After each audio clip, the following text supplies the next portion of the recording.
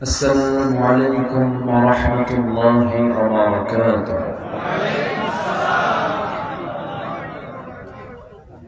إن الحمد لله الأكرم الذي خلق الإنسان وكرمه وعلمه من البيان ما لم يعلم،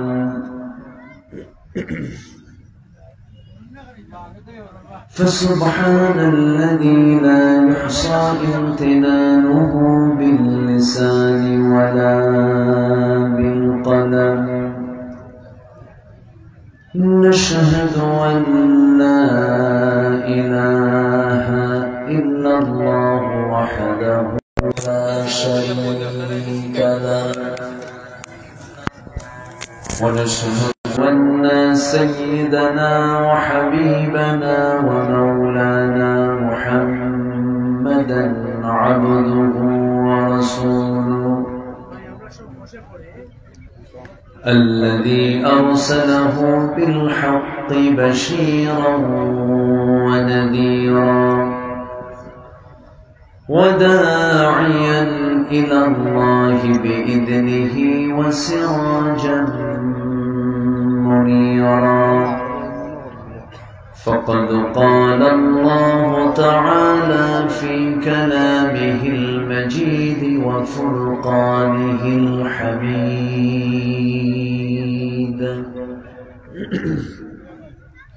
أعوذ بالله من الشيطان الرجيم.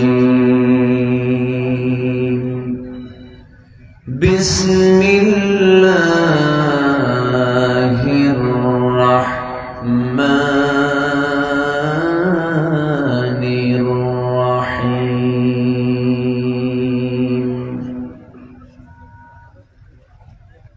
إن الذين آمنوا وعملوا الصالحات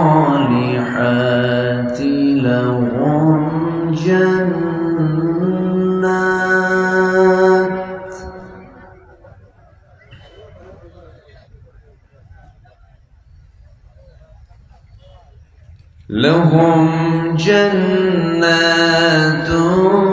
تجري من تحتها الأنهار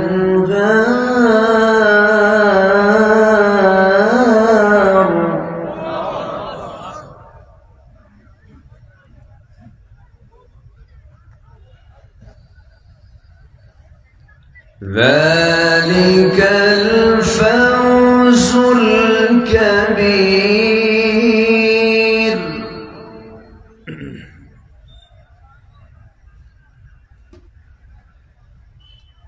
إن بطش ربك لشديد إنه يبدئ ويعيد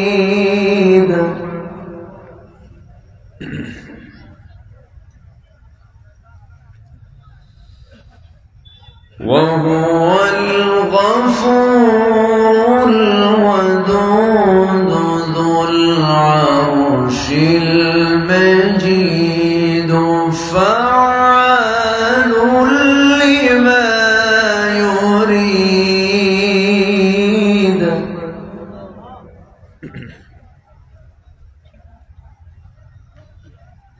هل أتاك حديث الجنود فرعون وثمود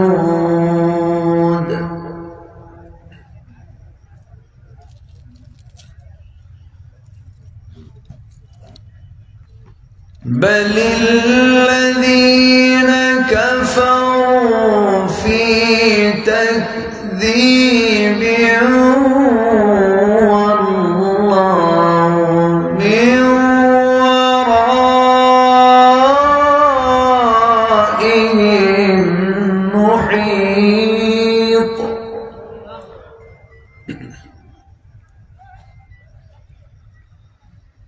بل هو قرآن مجيد في لوح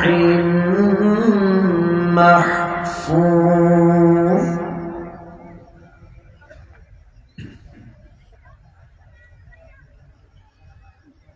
الله أكبر بسم الله الرحمن الرحيم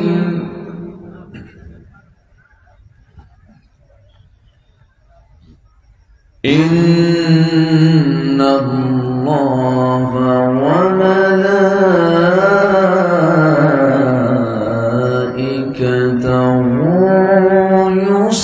يصلون على النبي يا أيها الذين آمنوا صلوا عليه وسلموا تسليما اللهم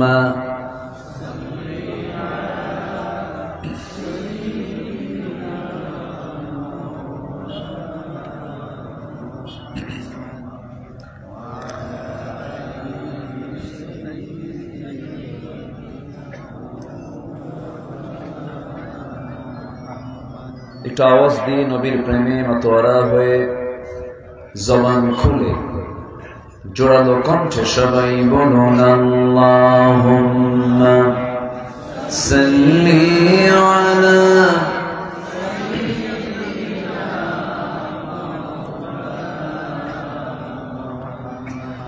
وعلى آل سيدنا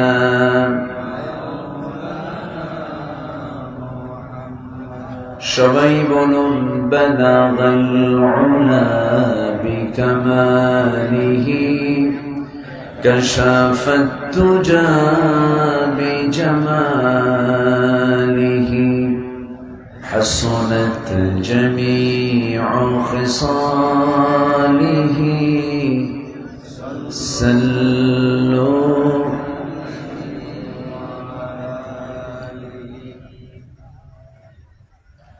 আরবের বুকে মক্কার পরে যেথায় মা আমিনার ঘর খোদার রহমতে কৌসার হয়ে ঝরছে বারংবার বালাগাল উলা বিকামালিহি كشف التجى بجماله حسنت جميع خصاله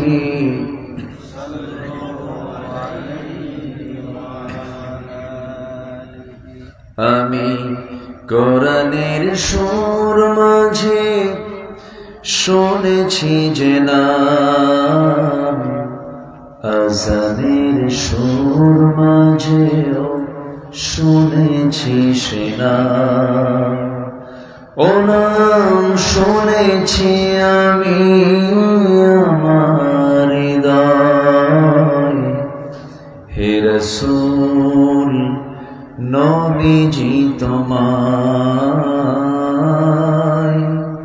হে রাসূল নবীজি তোমায় সবাই বলছে সাল্লাল্লাহু আলাইহি ওয়াসাল্লাম।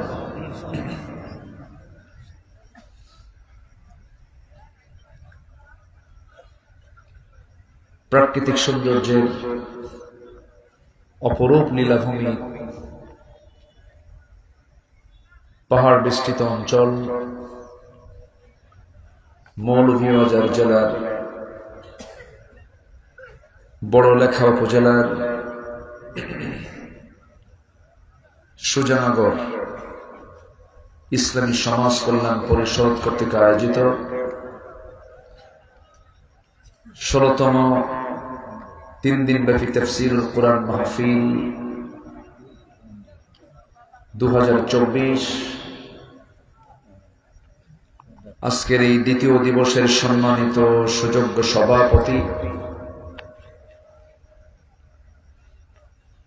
আজকের মাহফিলের সম্মানিত মেহমানবৃন্দ,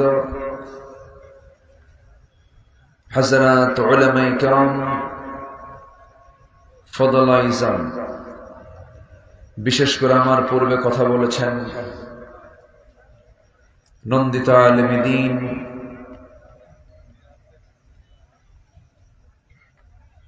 প্রথিতযশা মুফাসসিরে কোরআন মাওলানা আব্দুল্লাহ আল নোমান হাফিজাহুল্লাহ কথা বলেছেন সিলেটের অহংকার, আমার অত্যন্ত কাছের, আমার প্রিয় ভাইজান মাওলানা মাহবুবুর রহমান জালালাবাদী, উপস্থিত হযরত উলামায়ে কেরাম, ফদলায়ে ইজাম, সুশীল সমাজ, জাতির শ্রেষ্ঠ সন্তান, শিক্ষক মণ্ডলী, জাতির বিবেক, সাংবাদিক বৃন্দ, সামনে উপস্থিত, দূরে কাছের বিভিন্ন স্থান থেকে ছুটে আসা কালেমার ঝান্ডাবাহী, তাওহীদের পতাকাবাহী, দ্বীন ইসলামের নরসারদুল, বীর মুজাহিদ, প্রাণ প্রিয় সম্মানিত দ্বীনী ভাইরা, আড়ালে বসে আছেন শ্রদ্ধেয়া সম্মানিতা মা বোনেরা, আলোচনার সূচনায় আনুষ্ঠানিকতার মধ্য দিয়ে আমার পক্ষ থেকে আবারও দিল খোলা সালাম, আসসালামু আলাইকুম ওয়া রাহমাতুল্লাহি ওয়া বারাকাতুহু। সবাই কেমন আছেন?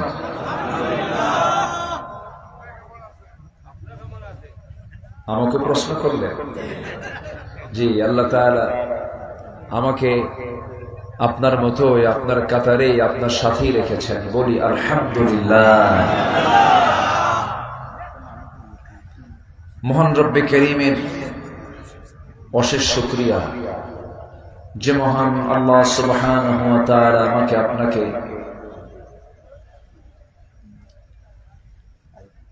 এমন সুন্দর একটি পরিবেশ উপহার দিয়েছেন।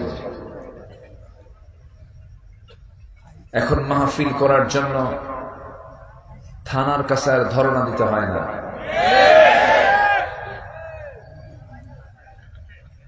এমন একটা সময় চলে গেছে যে সময় কমিটির জুতার তলা ক্ষয় হয়ে গেছে, অনুমতি মিলে নাই। এখন থানায় উল্টো ফোন দিয়া বলে কিছু লাগবে কি, বলে না, বলে। আল্লাহ পাকের মেহেরবানি, এই যে একটি বিশাল একটি পট পরিবর্তন হলো, সম্পূর্ণ অবদান যার, তিনি আমার কে? আসতে বলবেন না, তিনি আমার কে? আল্লাহ তাআলা, কোনো সন্দেহ নাই। সেই মহান রব্বুল ইজ্জত ওয়াল জালালের দরবারে আমরা সবাই লাখ কোটি শুকর আদায় করি, মুহাব্বাতান, জোরালো কণ্ঠে একযোগে বলে উঠছি আলহামদুলিল্লাহ। আবারও বলছি আলহামদুলিল্লাহ। চিৎকার মেরে বলছি আল্লাহুম্মা ইন্নী আসআলুকা আল হুদা ওয়াত তুকা ওয়াল আফাফা ওয়াল গিনা।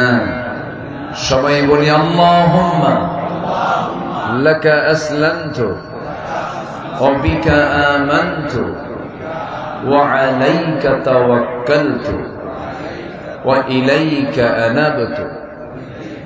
আমরা আল্লাহ তাআলার শুকর আদায় করে নিলাম। আল্লাহ পাকের অশেষ শুকর। এই প্রোগ্রামে আমি এসেছি আজ থেকে আরো মেবি 12 কি 13 বছর আগে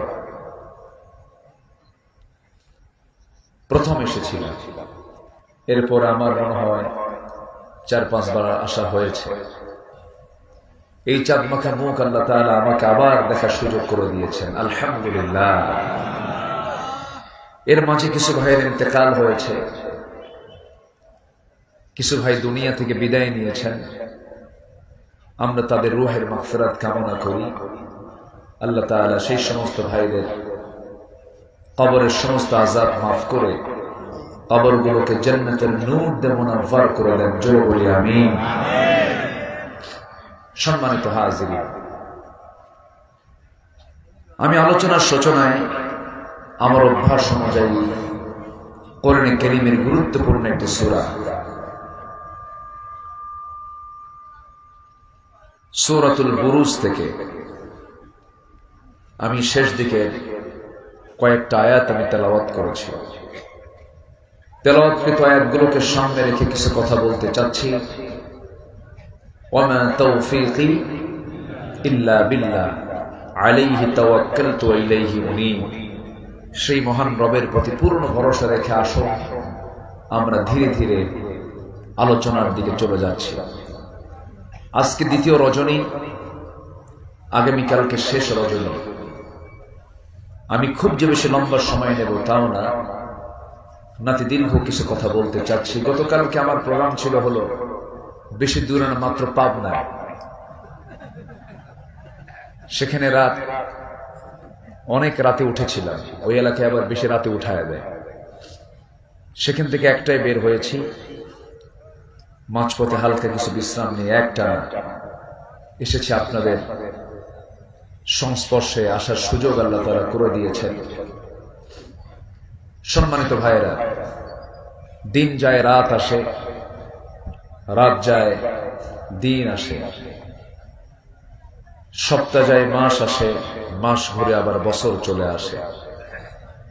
এই করতে করতেই জীবনের ঘন্টা একদিন বন্ধ হয়ে যাবে। সবার আগে প্রশ্ন হলো, আমি কি নিতে পারলাম? আমি তো মরে যাবই, আল্লাহর সামনে আমি কি নিয়ে হাজির হচ্ছি? এটাই সবচাইতে বড় জীবনের বোঝাপড়ার বিষয়। আমি আল্লাহর সামনে গিয়ে লজ্জা নিয়ে দাঁড়াতে চাই না সম্মান নিয়ে দাঁড়াতে চাই? বলুন, লজ্জা নিয়ে না সম্মান নিয়ে? সম্মান। সম্মান নিয়ে যদি দাঁড়াতে চাই তাহলে আমার কি করা দরকার? আমার কোন দিকে থাকা দরকার? কোন দল করা দরকার? কাদের পন্থী হওয়া দরকার? কোন চেতনায় বিশ্বাসী হওয়া দরকার? আমার দেশে একটা মহল আছে যারা ইসলামটাকে নিজের মতো করে পছন্দ করে গ্রহণ করতে চায়। একটা মহল আছে তারা ভাবে নামাজ পড়বো, রোজা রাখবো, হজ করবো, যাকাত দেব, মসজিদ বানাবো, মাদ্রাসা বানাবো। তো ইসলাম এগুলোর মধ্যেই থাকবে। ইসলাম আবার ক্যান্টনমেন্টে যাবে কেন? ইসলাম প্রশাসনে যাবে কেন? ইসলাম সচিবালয়ে ঢুকবে কেন? ইসলাম পার্লামেন্টে যাবে কেন? তারা ইসলামকে একটা নির্দিষ্ট গণ্ডির মধ্যে রাখতে চায়। রাসূলকে তারা শুধু ধর্মীয় নেতা মানতে চান, নামাজের মডেল মানতে চান, কিন্তু রাসূলকে তারা রাষ্ট্র নেতা, রাষ্ট্র গঠনের তিনি যে একজন বিশাল বড় মডেল ছিলেন এটিকে তারা মানতে চান না, বিশ্বাস করতে চান না, কিন্তু তারা নবীজির উম্মত হতে চান। এই ধরনের চেতনা যারা লালন করেন অবশ্যই তারা ভণ্ড, তারা প্রতারক, কোন সন্দেহ।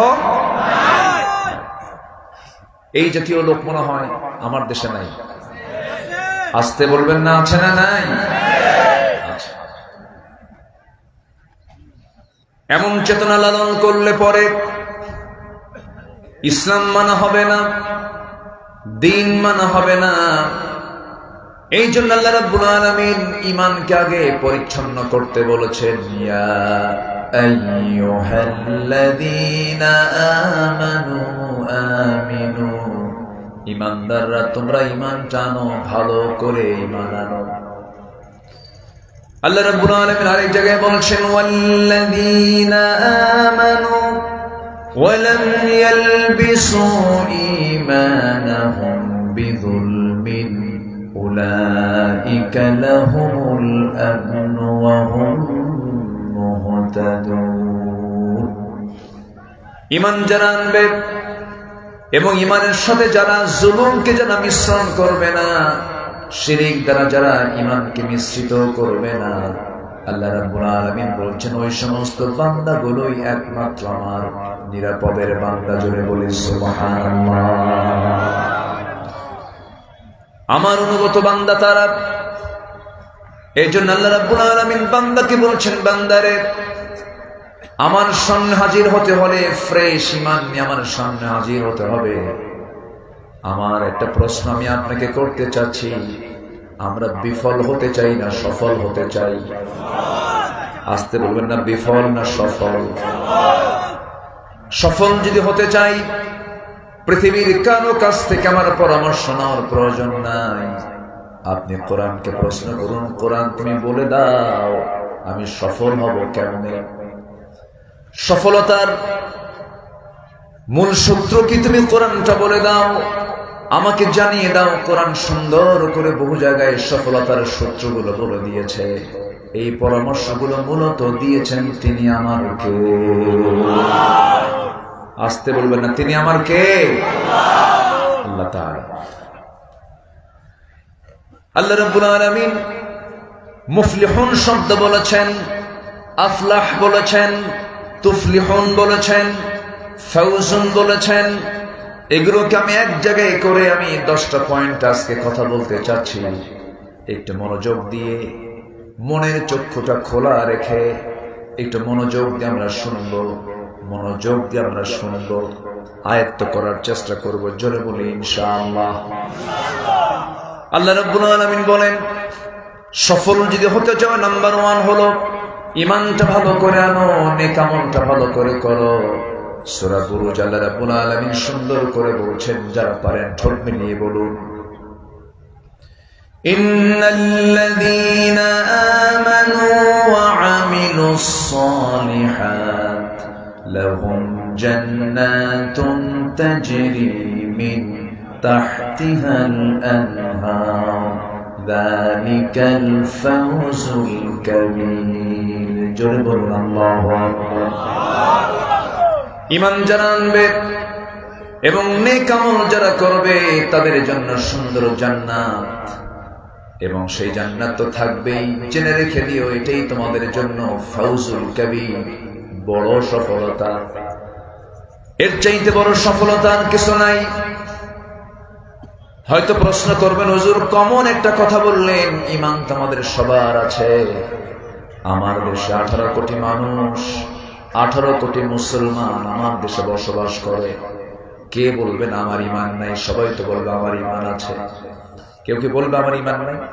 কেউ বলবে? সবাই বলবে আমার ঈমান আছে। কিন্তু হাদিসে এসেছে এমন একটা সময় আসবে, ইসবিহু মুমিনান ওয়া ইউমসি কাফিরান। সকালবেলা ঈমান থাকবে, বিকালবেলা কাফের হয়ে যাবে, বান্দা নিজেও টের পাবে না। আমার বন্ধুগণ, আমার দেশে এমন কিছু লোক আছে যার নামই হলো ঈমান আলী। আছে না? কি না? ঈমান আলী, কিন্তু নামাজ পড়ে না। নাম হলো ফজর আলী, ঘুম থেকে সকাল 10টার দিকে উঠে। নাম কি? ফজর আলী। নাম হলো রমজান আলী, রমজান মাসে দুপুর বেলা ভাত খায়। নাম হলো আতর আলী, গোটা গায়ে গাজার গন্ধ। নাম হলো হিম্মত আলী, সাইকেলের চাকা বাস্ট হলে শীত হয়ে পড়ে। নাম হলো লাল মিয়া, কিন্তু লোকটা কালা। আছে না এরকম? আছে না? নাম হলো খোকা মিয়া, বয়স 80 বছর। নাম হলো বাদশা মিয়া, কিন্তু ভিক্ষা করে। নাম দিয়া করবেন কি, বংশ দিয়া করবেন কি? চৌধুরী হয়ে লাভ কি? সৈয়দ বংশ হয়ে লাভ কি? এমনকি কুরাইশ বংশ হয়েও লাভ কি? আমার নবী যে বংশে জন্ম নিয়েছেন সেই বংশে জন্ম হলো আবু লাহাবের। আবু লাহাবের বংশের নাম কুরাইশ, আমার নবীর বংশের নাম কুরাইশ। বংশগত কৌলিন্য দেখিয়ে লাভ হবে না, বাবার পরিচয় দিয়ে কোনো লাভ হবে না। বাবার পরিচয় নূহের ছেলে কেনান জান্নাত পাবে না, আবার ছেলের পরিচয় দিয়ে আজর, ইব্রাহিম আলাইহিস সালামের বাপ আজর রেহাই পাবে না। আমার বন্ধুগণ, আল্লাহ রাব্বুল আলামিনের কাছে কারা দামি? আল্লাহ রাব্বুল আলামিন বলেন, ইন্না খালাকনাকুম মিন যাকারিন ওয়া উনসা ওয়া জাআলনাকুম শুউবান ওয়া ক্বাবাইলা লিতাআরাফু ইন্না আকরামাকুম ইনদাল্লাহি আতকাকুম।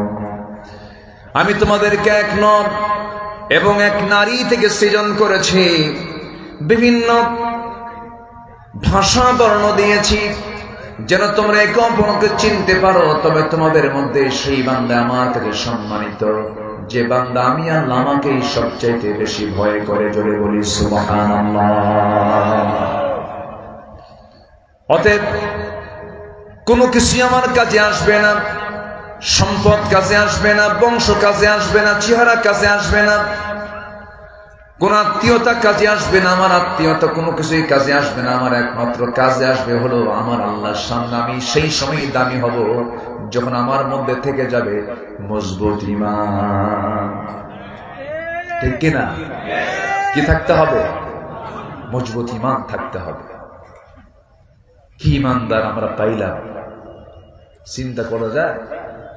কি সুন্দর মুখে দাড়ি, একদম সাদা ধবধবা দাড়ি। হ্যাঁ, বাঁচার জন্য কি চেষ্টা করলো, নৌকায় চললো, দাড়িটা কাটলো, মাথার সাদা চুল কালো বানালো, পাঞ্জাবি খুইলা গেঞ্জি পরলো, পাজামা খুলে লুঙ্গি পরলো, নৌকায় চললো বন্ধু নিয়া। নৌকার ভিড়ল না, ধরে ফেলেছে কোস্টগার্ড, ধরে বলছে স্যার চিনছি আইনমন্ত্রীকে, চলেন এখন থানায় যাই। আইনমন্ত্রীকে আমি কি একা আসছি? আমি তো জামাতের সাথে আসছি। তাহলে জামাত ছাড়া উপায় আছে? কোন উপায় তো নাই। তো ওইদিকে তাকায় চেনে না, মাথার চুল কালো, মোছ নাই, দাড়ি নাই, লোকটা কে? তো লোকটা বলতেছে যে স্যার আপনাকে চেনা যায় কিন্তু ওনাকে তো চেনা যায় না, লোকটা কে? ওটা ভালো করে দেখো, ওটাই দরবেশ। লজ্জায় মাথা নিচু হয়ে যায়। একটা দেশের শীর্ষস্থানীয় ধনী, হ্যাঁ, লক্ষ কোটি টাকার মালিক, কি লাভ হলো? আল্লাহর ওয়াদা, যারা জমিনে ফাসাদ সৃষ্টি করবে লা'নাতুল্লাহি আলাইহিম, তাদের উপরে আল্লাহর লানত পড়বে। কার কথা? আসতে বলবেন না, কার কথা? আল্লাহর কথা। এরা দীর্ঘ 16 বছর ক্ষমতার মসনদে ছিল। ফেরাউন ক্ষমতায় ছিল হলো 1600 বছর, এরা ছিল 16 বছর। সংখ্যার যে কেমনে একটা মিল হল, একটা মিল হয়েছে না? কি মিল হয়েছে! মিলতে হবে, চরিত্রতে একরকম। ফেরাউনের একটা রোগ ছিল, বুঝলেন? ফেরাউনের একটা রোগ ছিল, সে রোগটা হলো ক্ষমতা ছাড়া যাবে না। এই রোগ কি ছিল এদের? 16 বছর ওদের মধ্যে কি এই রোগটা ছিল? ছিল কিনা বলেন? যেমন করি হোক ক্ষমতায় থাকতেই হবে। ইউযাব্বিহুনা আবনাআকুম ওয়া ইস্তাহয়ুনা নিসাআকুম, ছেলের সন্তানগুলোকে মার পেট চিরে হত্যা করেছিল ফেরাউন। ক্ষমতাকে পাকাপোক্ত করার জন্য হত্যা শুরু করেছে ফেরাউন, পৃথিবীতে প্রথম। সম্মানিত ভাইয়েরা, 16 বছর জেলখানায় সাধারণ মানুষ বেশি ছিল না আলেম ওলামা বেশি ছিল? আমাদের দোষটা ছিল কি বলেন তো? প্রথম মামলা হয় আমার নামে 1999 সালে। ওই যে মামলা খাওয়া শুরু হয়েছে। এই 16 বছরে মাহফিল, কত মাহফিল থেকে যে আমার ধরে নিয়ে গেছে তার হিসাব নেই। 2018 সালে নির্বাচনের আগ দিয়ে আমার বাড়ি ঘেরাও করে আমাকে ধরে নিয়ে চলে গেল থানায়। মামলা একখান দিয়া জেলখানায় ঢুকে বলল, হুজুর থাকেন নির্বাচন পর্যন্ত। ভিতরে ঢুকলাম, ঢুকে দেখি এক বুড়া চাচা, 85 বছর বয়স। সালাম দিলাম, উনি সালামের জবাব নিয়ে বলছেন, হুজুর আপনি জেলখানায়? খুব মজা পাইলাম হুজুর, খুব খুশি হয়েছি। বললাম জেলখানায় ঢুকলাম, আপনি খুশি হলেন? হ্যাঁ বাবাজি খুশি হয়েছে, কারণ ওয়াজ মাহফিলে যায়, ওয়াজ শুনি, কাছে যাওয়ার সুযোগ পাই না, মুসাফা করতে পারি না, মন খুলে কথা বলতে পারে না। আসেন, বসেন, থাকেন।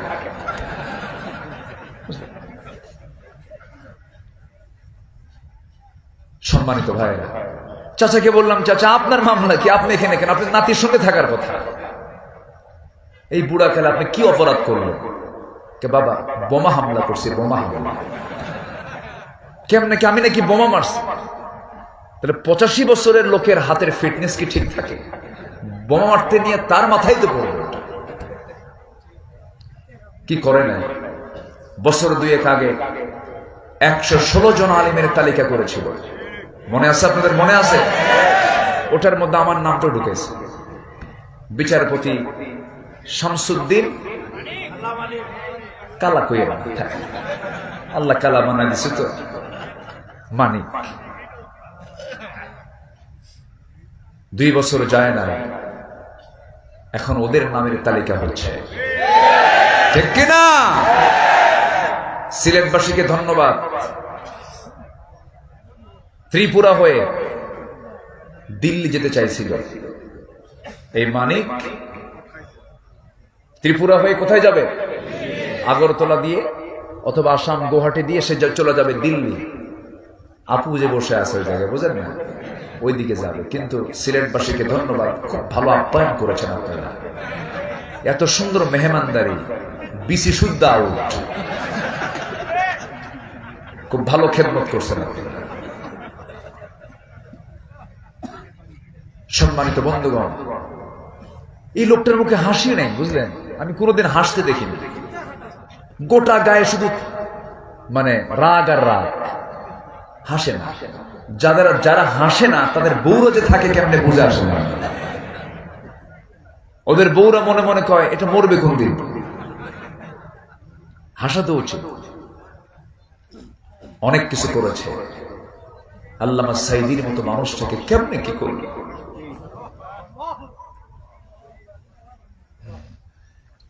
আমি এটা আমার কাছে, আমি যখন মনে করি আমার খুব খারাপ লাগে।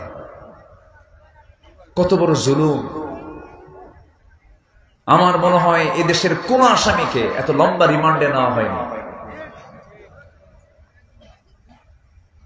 একটা সুস্থ মানুষ হঠাৎ করে 13ই আগস্টে গিয়ে, 2023-এর 13ই আগস্টে গিয়ে বলা হলো আপনি অসুস্থ, আপনার চিকিৎসা দরকার।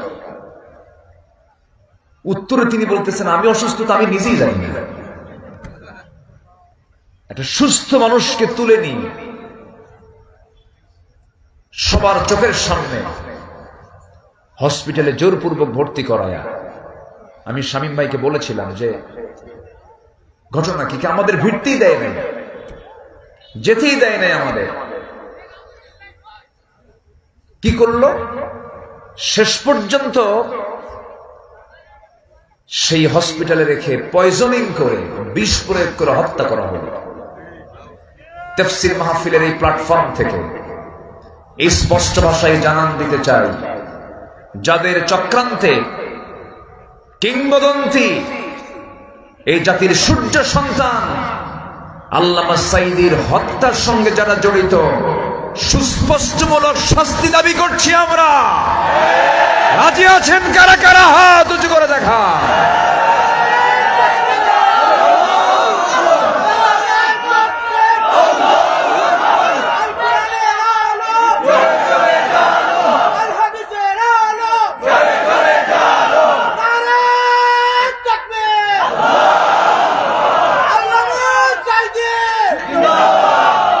আল্লাহ কবুল করুন, জোরে বলে আমিন।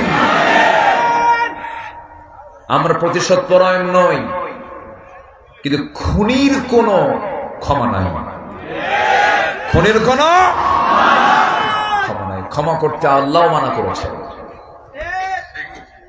কতলুন নফস আশ-শাইখুজ জানি, যারা মানুষ হত্যা করবে তাদেরও হত্যা করো। কার হুকুম? কার হুকুম? কার হুকুম? দেশে অরাজকতা সৃষ্টি করার জন্য পবিত্র অঙ্গন আদালত প্রাঙ্গণে আইনজীবীকে হত্যা করা হচ্ছে। জানেন না আপনারা? জানেন না এগুলো? জানেন না?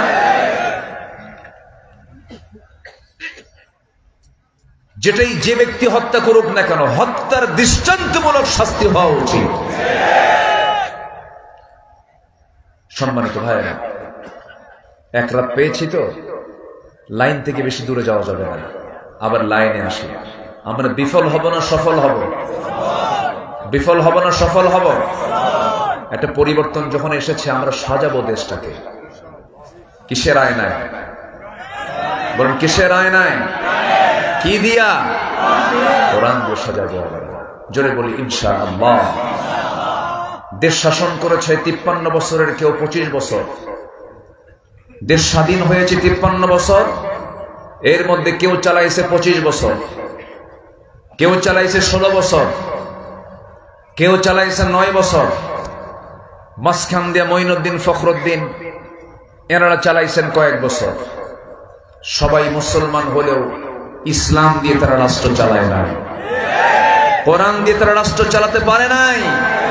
অতএব সব দেখা শেষ। আগামীর দেশ আমরা দেখতে চাই কোরআনের দেশ, ইসলামের দেশ। আল্লাহ কবুল করুন, জোরে বলে আমিন। কোন কার্ড আর খেলা হচ্ছে না। শেষ পর্যন্ত অহংকার জাতি আর সহ্য করতে পারেনি। যখন বলেছিল রাজাকারের নাতিপুতিরা চাকরি পাবে, হ্যাঁ, এটা কি বিনয়ের কথা না অহংকারের কথা? বিনয় না অহংকার? অহংকারকে মাটির সঙ্গে মিশিয়ে দিয়েছেন তিনি কে? আল্লাহ মিশিয়ে দিয়েছেন। অহংকার করা যাবে না। ইমানদার কখনো অহংকার করতে পারে না। আমার বন্ধুগণ, তাহলে 1 নম্বর আমরা শিখে নিলাম, ইমানটা ভালো করে আনবো, নেক আমলটা করব। বুকটা ফেটে যায়, মনটা খারাপ হয় মাঝে মাঝে। এত সুন্দর দেশ, গোটা পৃথিবীর সবুজ একটি ভূখণ্ড বাংলাদেশ, এত সুন্দর দেশটাকে আজ পর্যন্ত আমরা সাজাতে পারলাম না। 18 কোটি মানুষ আজকে কোরআন শরীফ সহি করে পড়তে পারে না। 53 বছর ধরে দেশ শাসন যারা করেছেন কোরআন শিক্ষার জন্য, তাদের বড় কোনো ভূমিকা ছিল না। তারা চাচ্ছিল কেমন করে কোরআন থেকে জাতিকে দূরে রাখা যায়। কি আমি কি ভুল বলতেছি? এখানে যারা বসে আছেন, যদি প্রশ্ন করি কোরআনটাকে সহি করে পড়তে পারেন, অধিকাংশের কি হাত উঠবে? উঠবে না। এটা আপনার দোষ নয়। হ্যাঁ, ব্যক্তিগত দোষকে এড়িয়েও যাওয়া যাবে না, কিন্তু এটার জন্য অবশ্যই জাতীয় সমস্যা আছে না নাই? আসতে বলবেন না, আছে না নাই? আচ্ছা, বিসিএস ক্যাডার সূরা ফাতিহা পড়তে পারে না, বিসিএস ক্যাডার সূরা ইখলাস পড়তে পারে না, বিসিএস ক্যাডার ওযুর ফরজ কয়টা জানে না। এজন্য বিপ্লব ঘটাতে হলে সবার আগে শিক্ষার বিপ্লব ঘটাতে হবে। দ্বীন শিক্ষা ছড়িয়ে দিতে হবে সকল জায়গায়। সম্মানিত বন্ধুগণ, সম্মানিত ভাইয়েরা, আমার মাঝে মাঝে কেমন যেন লাগে, মুসলমান আমার দেশ অধিকাংশ বিড়ি খায়। কি খায়? আস্তে কয়। আমার মাহফিলে এসে প্রশ্ন করে, হুজুর বিড়ি খাওয়া কি জায়েজ আছে? মানে জায়েজের চেষ্টায় আছে। এত বিড়ি খায়, আজান দেয়, নামাজে যায় না। মসজিদ কম হয়েছে না বেশি হয়েছে? মুসল্লি ফজরের সময় মুসল্লি খুঁজে পাওয়া যায় না মসজিদে। 4 জন বুড়া গিয়ে হাজির হয়। 4 জন বুড়া। যখন বলা হয় চাচা আপনারা ফজরে আসছেন কেন? কে বাবা বুড়ি মরে গেছে তো এই জন্য আসছে। মুসল্লি নাই। মসজিদ গুলো এসি হয়ে গেছে। আবার গল্প করে তোমার মসজিদ কি এসি লাগাইছ? না। আরে কি করো? আমার মসজিদে 13 টন এসি। হ্যাঁ, এসি নিয়ে কম্পিটিশন করে। কিন্তু আমার নবীর যে মসজিদটা ছিল, সেই মসজিদটা ছিল পাকা না কাঁচা, এসি না নন এসি? কাঁচা মসজিদ। সাহাবীরা নামাজ পড়েছেন, কপালে ধুলা লেগে গেছে।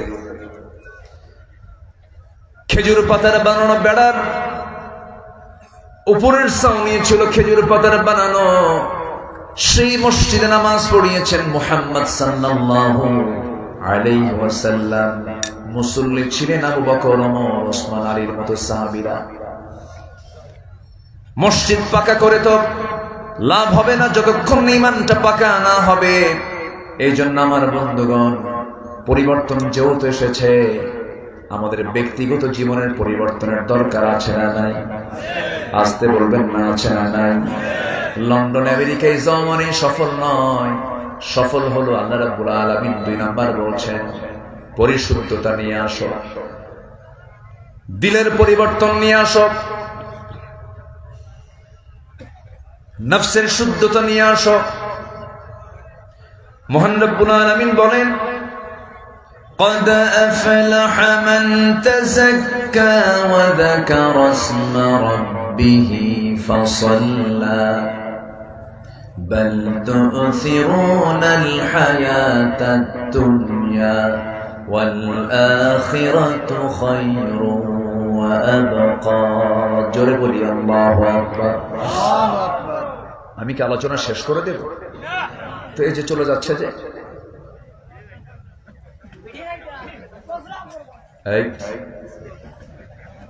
কি অসুবিধা? আপনাদের অসুবিধা? আমি কি দোয়া করে দেব? তো যাচ্ছেন কেন? একটু বসুন, মেহেরবানি করে বসুন। নড়াচড়া করা ঠিক না। যদি কোনো মানুষ বুঝতো যে এই জায়গায় বসার মর্যাদা রাখি, বসার জন্য কম্পিটিশন হতো। যতক্ষণ থাকবো আমি, আমার উপকারিতা হলো, আমার প্রাপ্তি হলো, আমার জীবন যে গুণাগুলো ছিল সেই গুণাগুলো ঝরতে থাকে। আর সেই জায়গায় সওয়াব আল্লাহ তাআলা রিপ্লেস করে দেন। যেরকম সুবহানাল্লাহ।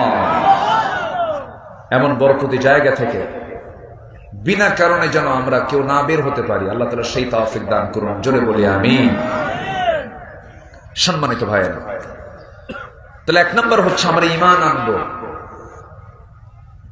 নেক আমল ছাড়া না, নেক আমল সহ, নেক আমল সহ ঈমান এবং নেক আমল এটা থাকতে হবে।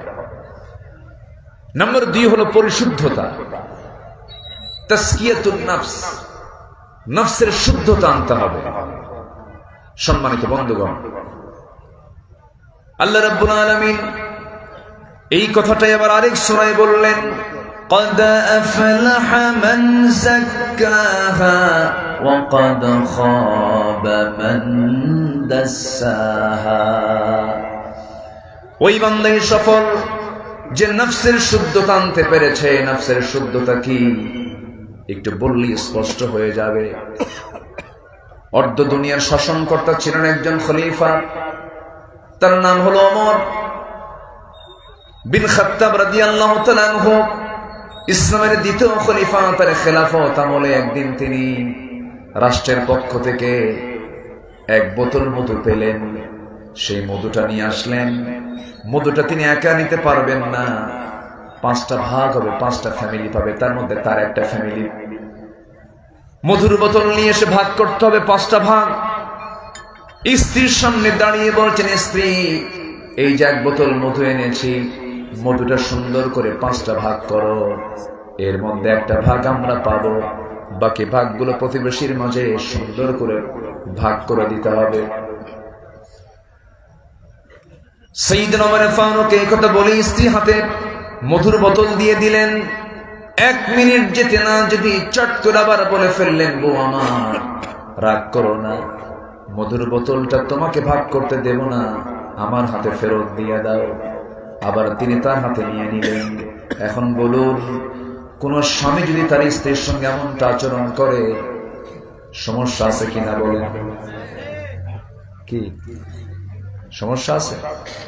যারা বিয়ে করছেন তারাই তো বুঝবে কি সমস্যা আছে না নাই বলেন। বউ বলবে, তুমি আমার সন্দেহ করো না, আমি চুরি করব, লাগবে গন্ডগোল, ভুল বোঝাবুঝি, অভিমান, অনেক কিছু। সাইয়েদনা ওমর ফারুক রাদিয়াল্লাহু তাআলা আনহু কিচ্ছু বললেন না। সেই জায়গা থেকে আস্তে করে তিনি ঘর থেকে বের হয়ে আসলেন। বের হয়ে এসে মধুর বোতলটা আস্তে করে প্রতিবেশীর হাতে দিয়ে বললেন, সমান 5টা ভাগে ভাগ করবে, একটা ভাগ তুমি আমার কাছে দিয়ে দিবা। তিনি তার অংশটা নিয়ে নিলেন। তিনি তার অংশটা নিয়ে সোজা স্ত্রীর সামনে দাঁড়ালেন। স্ত্রীর সামনে দাঁড়িয়ে সালাম দিয়ে বলছেন, স্ত্রী আমার, আল্লাহর নামের কসম করে বলে আমি তোমাকে সন্দেহ করি নাই। আমার বন্ধুগণ, ওমরের নামটা শুনলে কি মনে হয়? নরম না গরম?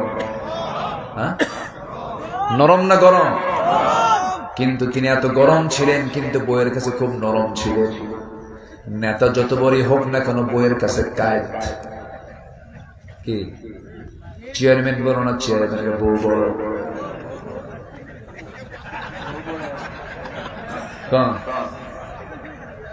কমন পড়ে গেছে না? বলেন, চেয়ারম্যান বড় না চেয়ারম্যানের বউ বড়? হ্যাঁ,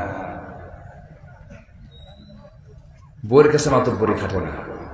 তুমি কত বড় হুজুর আমার জানা আছে, বসো, ঠিক আছে না? ওটা হেড অফিস। ওটা কি অফিস? Head office. কে বইয়ের কথা শোনো না? সবাইকে বইয়ের কথা শুনতে হয়, শুনতে হয় না? দেখেন কিভাবে বলতেছে, শুনতে কোন উপায় নাই তো, না শুনলে সংসারিত হবে না। তার মধ্যে মেয়েরা সোজা হাড়ে না বাঁকা হাড়ে? বাঁকা হাড়ে। হাড়টাও আবার বাঁকা, অনেক ম্যানেজ করে। Marriage life, manage life manage করে নিতে হয়, মানায় নিতে হয়। সাইয়েদনা ওমর ফারুকের মতো মানুষ এত গরম, বইয়ের কাছে ঠান্ডা হয়ে গেছে। একদিন এক বিচার প্রার্থী হয়ে এক মুসলমান তার ঘরের মধ্যে এসে বসে আছে, যে তার বউকে নিয়ে তার গন্ডগোল, এটা মানে একটা বিবাদ মিটানোর জন্য সাইয়েদনা ওমর ফারুকের ধারণা দিয়েছেন। তো তার বাড়িতে বসে আছেন, ভিতরে ওমর ফারুক এবং তার স্ত্রীর বাক বিতণ্ডা চলতেছে। তো এই দৃশ্য দেখে ওই বিচার প্রার্থী মনে করলো, আমার বউয়ের সঙ্গে আমার গন্ডগোল, এসে দেখি এই বাড়িতে গন্ডগোল, তো বিচার আর কি চাবো, আমি চলে যাই। চলে যাচ্ছেন। সাইয়েদনা ওমর ফারুক দেখে ফেললেন, বললেন, আসলেই বা কেন, আবার যাচ্ছেই বা কেন, ঘটনা কি বলো? বলতেছে, আমিরুল মুমিনিন, আসছিলাম বিচারের জন্য, যে সমস্যা নিয়ে, সেই সমস্যা দিকে আপনার ঘরেও ঢুকছে। কেন? আপনার বউ আপনাকে এত কিছু বললো, আপনি একটা জবাবও দিলেন, আপনি চুপ করে বসে আছেন। সাইয়েদনা ওমর ফারুক বললেন, আমার নাম শুনলে রোম পারস্য থরথর করে কাঁপে। আমার নামটা শুনলে পরে শয়তান পর্যন্ত কাছে আসে না। আর সেই ওমর ফারুকের বউ এত কিছু বলল, ওমর কি কিছু বলছে না? তুমিও কিছু করিও না, যাও। জোরে বলি আল্লাহু আকবার, আর জোরে বলি আল্লাহু আকবার। স্বামী স্ত্রী এই মোহাব্বতটা কে দিয়েছেন বলেন তো? আসতে বলবেন না, কে দিয়েছেন? আল্লাহ দিয়েছেন। এই ভালোবাসার মধ্যে শুধু ভালোবাসা নাই, মাওয়াদ্দাতাও ওয়া রাহমা, ভালোবাসাও আছে, রহমতও আছে। আর বিয়ার আগ দিয়া যেগুলো প্রেম করে, বিয়ার আগে প্রেম আছে না আমার দেশে? বিয়ার আগেই তো প্রেম করে, কিন্তু প্রেম কি মূলত বিয়ার আগে হয় না পরে হয়? বলেন তো, প্রেমটা হওয়া দরকার বিয়ার আগে না পরে? পরে। কিন্তু চলে আসছে কি এখন? আগে। আগে প্রেম করে, আর যখন বিয়ে হয় বিয়ের পরে কিলে কিলে হয়। কি হয়? কিলে কিলে হয়। সম্মানিত ভাইয়েরা, ইসলামে কি প্রেম আছে, কি মহাব্বত আছে দেখেন। আমার নবীজি জীবনে একবার হজ করেছেন। কয়বার হজ করেছেন? একবার। একা যাননি, বউকে সাথে নিয়ে গেছেন। সুবহানাল্লাহ বলবেন না? বউকে সাথে নিয়ে গেছেন। তাহলে হজ করতে যে একা যাওয়া ভালো না বউকে নিয়ে যাওয়া ভালো? বলেন। স্ত্রীকে নিয়ে যাওয়া উত্তম। এটা আমার ওয়াজ শুনে আমার মায়েরা খুব খুশি এখন। হুজুর, আমার বুড়া আমারে ঠকাইছে, একা গেছে, আমারে নিয়ে যায় না। আমার নবীজি জীবনে একবার হজ করেছেন, কিন্তু একা যাননি, বউকে সাথে নিয়ে চলে গেছেন। বউকে নিয়ে ঘোরাফেরা করা সুন্নাত, বলি আলহামদুলিল্লাহ। আমার নবীজি জিহাদের মতো কণ্ঠকে কীর্ণ ময়দানেও স্ত্রীকে সাথে নিয়ে চলে গেছে। যুদ্ধের দামামা চতুর্দিকে চলে। আমার নবীজি ওই যুদ্ধের ময়দানে যুদ্ধ পরিচালনা করছিলেন। যে যুদ্ধে আমার নবীজির দুটো দাঁত ভেঙেছিল, নবীজির শরীর থেকে প্রচুর রক্তক্ষরণ হয়েছিল। সেই যুদ্ধের ময়দানে হঠাৎ করে রাতের বেলা যুদ্ধ থেমে গেছে। চতুর্দিকে নীরব ঠান্ডা পরিবেশ। তাবুর ভিতরে ঢুকে বলছেন, আয়েশা, তোমাকে টাইম দিতে পারি না। হুমায়রা, চলো আমরা ঘর থেকে একটু বের হই। ঘর থেকে বের হলেন। ঘর থেকেই বের হয়ে বলছেন, আয়েশা, চলো আমরা দুজন মিলে দৌড়ের পাল্লা দেখি ফাস্ট হয়ে যায়। আম্মা জান আয়েশা বর্ণিত হাদিস, তিনি বলেন আমরা দুজন মিলে দৌড় মারলাম। আমি সামনে চলে গেলাম, আমি ফাস্ট হয়ে গেলাম।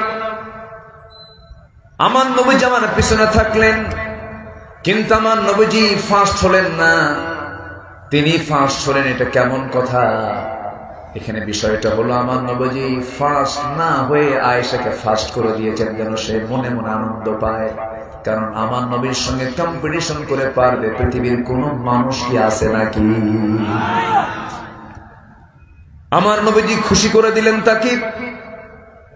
বেশ কিছুদিন পর মদিনার মাটিতে রাসূল বলছেন, আয়েশা রে, সেই রাত্রিবেলা দৌড় মেরে আমি তোমার সঙ্গে পারি না, আজকে দেখি দৌড়ের পাল্লা দেখে ফাস্ট হয় দেখি। আম্মা জান আয়েশা বলেন, সেই দিন আমার নবীজি আমাকে হারায়া দিলেন। হারায়া দিয়ে একটা মুস্কি হাসি মেরে বলছে, আয়েশা রে, ওই রাত্রে যে আমি হেরে গেছিলাম, সে হেরে যাওয়ার জবাব আজকে আমি বিজয়ী হয়ে দিয়ে দিলাম। জোরে বলি সুবহানাল্লাহ।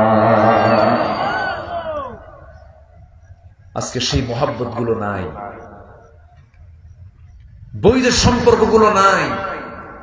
আজকে ইলিগাল রিলেশনে সমাজ আক্রান্ত হয়ে পড়েছে।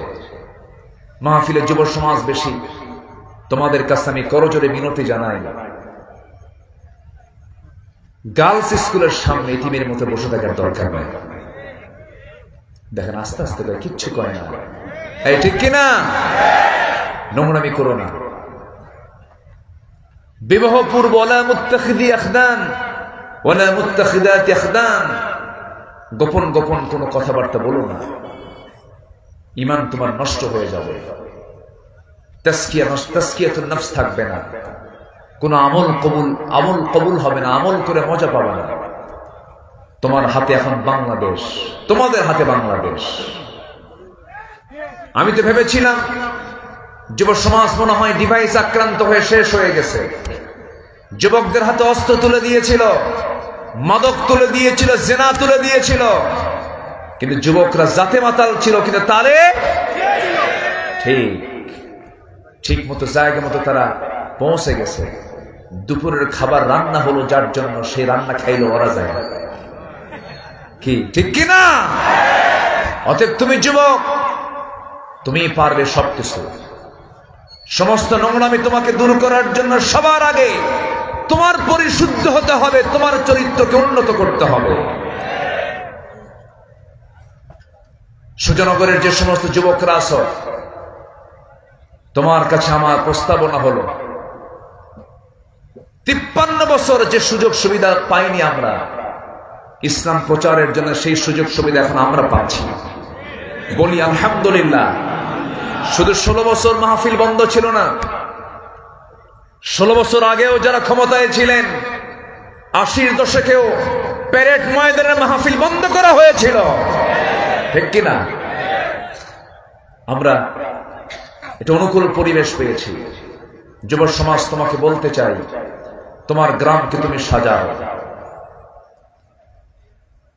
তোমার গ্রামে কে নামাজ পড়ে না তাদের তালিকা করো, তাদের কাছে কি নামাজের দাওয়াত দাও। তোমার গ্রামের কোন ঘরের কোন মেয়ে, কার স্ত্রী বোরকা ছাড়া অর্ধলগ্ন হয়ে বের হয়, তাদের তালিকা করো। তাদের বাড়িতে যাও, বাড়িতে গিয়ে বলো, আপনার মেয়ে বোরকা ছাড়া অর্ধলগ্ন হয়ে বের হয়, আমরা যুবক, আমাদের চোখের ক্ষতি হয়, ইমানের ক্ষতি হয়, আমরা এই গ্রামের বাসিন্দা, আপনার মেয়েকে বোরকা ছাড়া বের হতে দিবেন না। তা'মুরুনা বিল মা'রুফ ওয়া তানহাউনা আনিল মুনকার। সৎ কাজের আদেশ দাও, সৎ কাজের বাধা দাও, এটা কার হুকুম? আসতে বলবেন না, কার হুকুম? আল্লাহর হুকুম। আমার নবীজি এমন করে একটি সুন্দর সমাজ গড়ে তুলেছেন। মক্কার 13টি বছর মার খেয়েছেন, দাওয়াতি কাজ করেছেন, ব্যক্তি গঠন করেছেন, সমাজকে নিয়ে ভেবেছেন।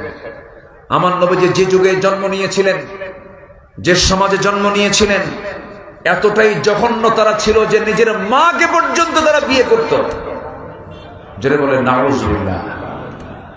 মা বিয়ে করেছে এমন মহিলা, তাকে তালাক দিয়েছে, ছেলে যায় তার মাকে বিয়ে করছে। এত জঘন্য একটা সমাজ ছিল। সেই সমাজ থেকে আমার নবীজি তুলে আনলেন আবু বকর, ওমর, উসমান, আলীর মতো মানুষগুলোকে। জোরে বলি আল্লাহু আকবার, জোরে বলি আল্লাহু আকবার। কোন জাদু দিয়ে নয়, কোন মন্ত্র দিয়ে নয়, কি দিয়া? কোরআন। আমার বন্ধুগণ, সেই যুগের মানুষগুলো কত নোংরা ছিল। ছোট্ট একটা উদাহরণ দিলে স্পষ্ট হয়ে যাবে।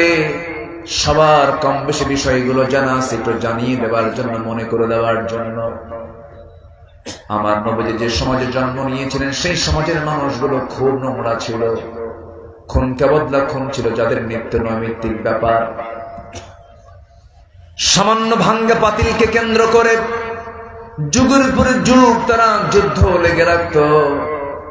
আমার নবীজির সামনে এক সাহাবী দিন গ্রহণ করলেন, ইসলাম কবুল করলেন।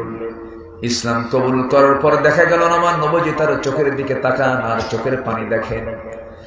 নবীজি বললেন, সাহাবীরে, দিন গ্রহণ করার পর তোমার চোখে এত পানি দেখি কেন? তোমার তো এটা আনন্দের বিষয়, তুমি দিন পেয়েছো, তুমি এত কান্নাকাটি করছো কেন? সাহাবী কান্দে আর বলে, হুজুর, দিন গ্রহণ করেছে, এটা আমার জন্য বড় সৌভাগ্যের বিষয়। তাহলে কান্দো কেন? হুজুর, আমার কান্না করার একটা অন্যতম কারণ হলো ইসলাম পূর্ব যুগে একটা অপরাধের কথা আমার বারবার মনে হচ্ছে। কি অপরাধ করেছো তুমি বলো? সাহাবী আমার নবীর সামনে হাঁটু দুইটা গেড়ে দিয়া আস্তে আস্তে করে কেঁদে কেঁদে বলছে, হুজুর, আমি আমার জীবনের সবচেয়ে বড় একটা অপরাধ করে ফেলেছি, কিন্তু আগে তা মনে হয় না, ইসলাম গ্রহণের পর মনে হচ্ছে। কি করেছ? নিজের হাতে নিজের কন্যা সন্তানকে জীবন্ত পুঁতে হত্যা করেছি। আমার নবীজি শুনে তিনি বললেন, আচ্ছা, কেমন করে মেরেছ বলো তো দেখি। আমার নবীজি মনোযোগ দিয়ে কতগুলো শুনছিলেন। সাহাবী বললেন, ইয়া রাসূলুল্লাহ, কি আমার মনে হয় এই গুনাহটা মাফ হবে না। রাসূল বলেন, বলো কিভাবে, কি করেছো বলো তো। হুজুর, আমার স্ত্রীর গর্ভে সন্তান চলে এলো, 6 মাস বয়স, সন্তান পেটে। বললাম, মার বাড়ি চলে যাও, সন্তান যদি ছেলে হয় নিয়ে আসবে, মেয়ে সন্তান হলে পরে জানানোর দরকার নেই, জীবন্ত পুঁতে হত্যা করবে।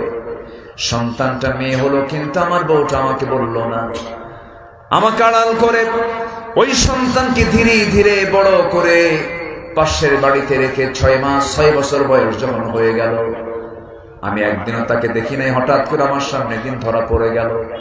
হাতটা চট করে ধরলাম, আমার মতো চেহারা, আমার মতো গায়ের চামড়া, আমার মতোই চোখ, নাক, কান, কপাল। সন্দেহ লাগলো, স্ত্রীর সামনে দাঁড় করালাম।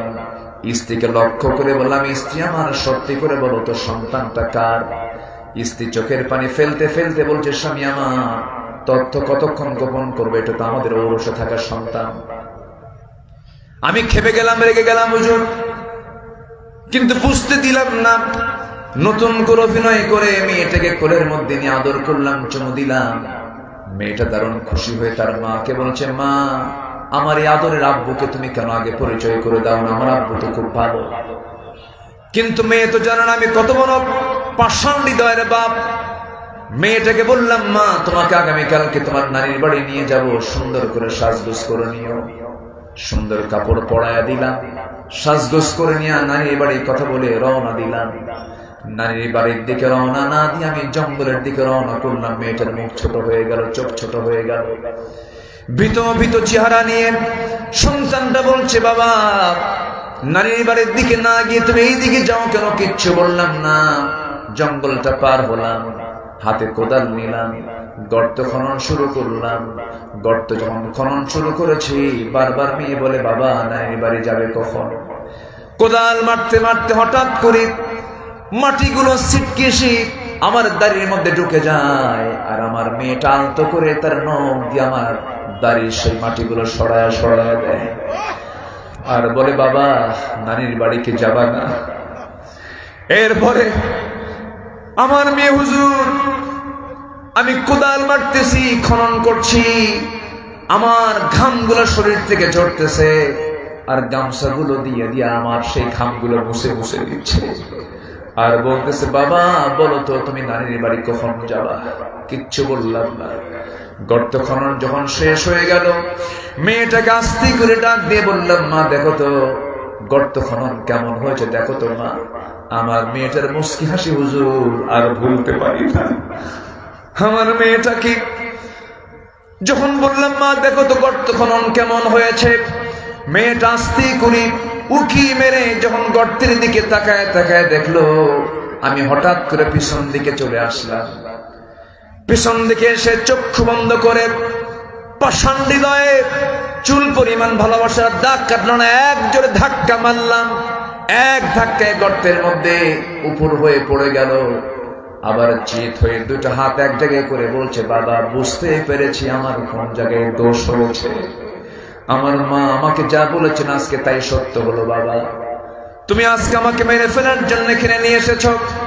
বাবা, তোমার কাছে সারা জীবনের জন্য একটাবার প্রার্থনা করব, বাবা, আজকে তুমি আমাকে প্রাণে যদি বাঁচায় দাও, আমি তো আমার চেহারা তোমার সামনে আমি কখনো দেখাবো না। বাবা, আমার ছেড়ে দাও। হুজুর, চুল পরিমাণ আমার হৃদয়ে কাটলো না, কোনো মায়া কাটলো না, মায়া দয়া আসলো না। শিরকিয়াতের কারণে, জাহালাতের কারণে ওই সন্তানকে ওই অবস্থায় দেখার পরেও হাতের মধ্যে পাথর নিলাম, সেই পাথরটা দিয়ে তার কলিজা বরাবর মেরে দিলাম, ফিনকি দিয়ে রক্ত বের হয়ে গেল।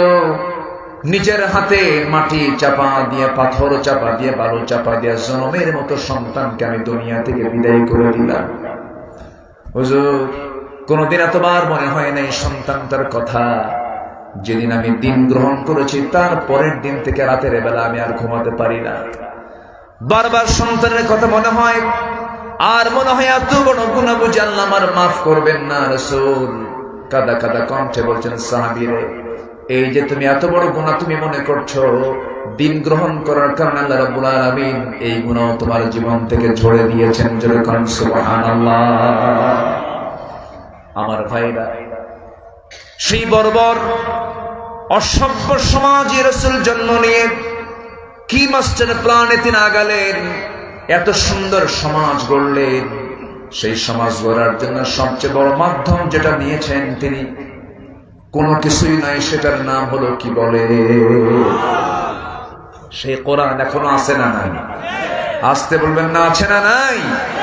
আছে। আমরা কোরআন দিয়ে সমাজ গড়ব, পরিবার গড়ব, রাষ্ট্র গড়ব। জোরে বলি ইনশাআল্লাহ। আমার বিশ্বাস টুডে এন্ড টুমরো বাংলার জমিনে কোরআনের রাজ কায়েম হবে। জোরে বলি ইনশাআল্লাহ। শহীদের রক্ত ঝরেছে, রক্ত বৃথা যেতে পারে না। যেই জমিনে হাসতে হাসতে ফাঁসির মঞ্চে যেতে পারে দিন কায়েমের জন্য, সেই জমিনে আল্লাহর দিন কায়েমের জন্য আমার আপনার যদি জানমাল দিতে হয়, রাজি আছেন? রাজি আছেন কারা কারা? হাত উঁচু করে দেখান মুসলমান।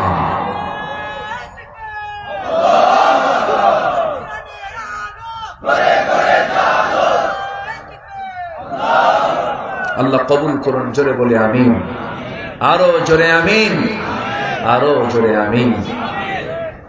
সফলতার জন্য 10টি কাজ। কয়টা কাজ বলেন তো? নাম্বার 1, মজবুত ঈমান আনা। নাম্বার 2, তাসকিয়াতুন নফস, নফসের শুদ্ধতা নিয়ে চলে আসা। নাম্বার 3 হলো সত্যবাদী হওয়া। বলেন কি?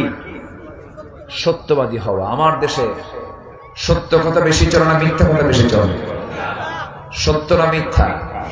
মিথ্যা কথা সবচেয়ে বেশি বলে কারা বলেন তো? জি, একজন কোসের নেতারা।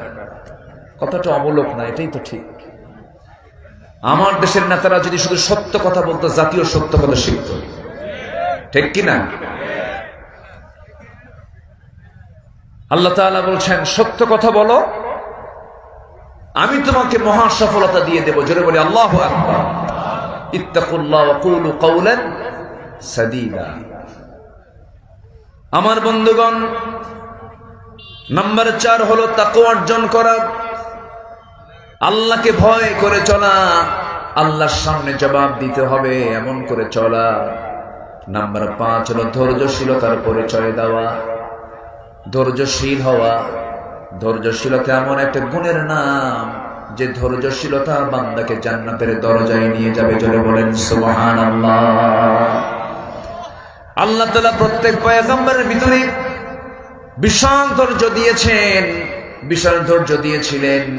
আদম আলাইহিস সালাতু ওয়াস সালাম থেকে শুরু করে আমার নবী পর্যন্ত প্রত্যেক নবীর মধ্যে ধৈর্য দিয়েছেন। তিনি আমার কে? আসতে বলবেন না, তিনি আমার কে?